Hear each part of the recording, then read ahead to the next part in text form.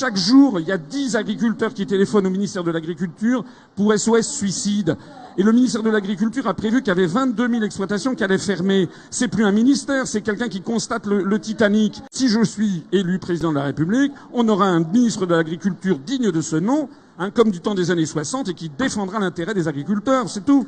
Alors vous aimez pas du tout qu'on vous qualifie de petit parti, pourquoi? Parce que nous sommes le 5e parti politique en nombre d'adhérents, nous sommes le parti en plus forte croissance de France. Notre site sur internet upr.fr est le plus consulté de tous les partis politiques français. Et je rappelle qu'aux élections régionales de 2015, on a fait près de 1% des suffrages au niveau national, alors qu'il n'y avait que 2 ou 3% des Français qui nous connaissaient.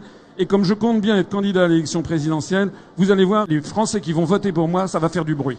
Concrètement, il faut revenir à une forme de protectionnisme. En tant que de besoin, protéger et notamment faire des barrières à l'entrée pour protéger des filières qui sont en train d'être détruites. Parce que si on continue comme ça, dans 10 ans, il y aura plus que 40 000 agriculteurs en France. Il y aura de l'agro-business avec des fermes de 1000 ou 10 000 vaches. Il y aura plus d'agriculteurs familiaux. Ça va être la disparition des terroirs. J'ai le rapport sur les grandes orientations politiques et économiques qui doit s'appliquer en 2017, qu'a décidé la Commission européenne. Vous avez tout le programme économique et social.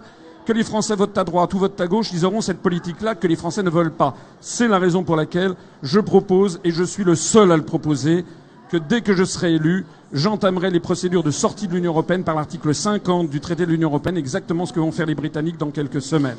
Pourquoi on vous classe facilement à l'extrême droite? Pourquoi? C'est une toute petite poignée de personnes qui ne veulent surtout pas que je puisse expliquer les analyses que je développe depuis bientôt 10 ans. Vous avez remarqué que je ne suis dans aucun, ou pratiquement aucun, des grands médias gérés par le CSA. Voilà, Monsieur Macron, lui, qui est le candidat des milliardaires, a eu droit à 17 000 articles de journaux, 75 couvertures de magazines depuis 3 mois, et des dizaines d'heures de télévision et de radio, alors que pour l'instant, il a obtenu 0 électeur. Pas d'alliance avec vous au second tour? Qui vous dit que je ne serai pas au second tour?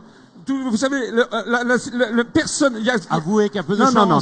Il y a plus de 50% des Français ou de 60% des Français qui ne savent même plus pour qui voter, tellement c'est un désastre national.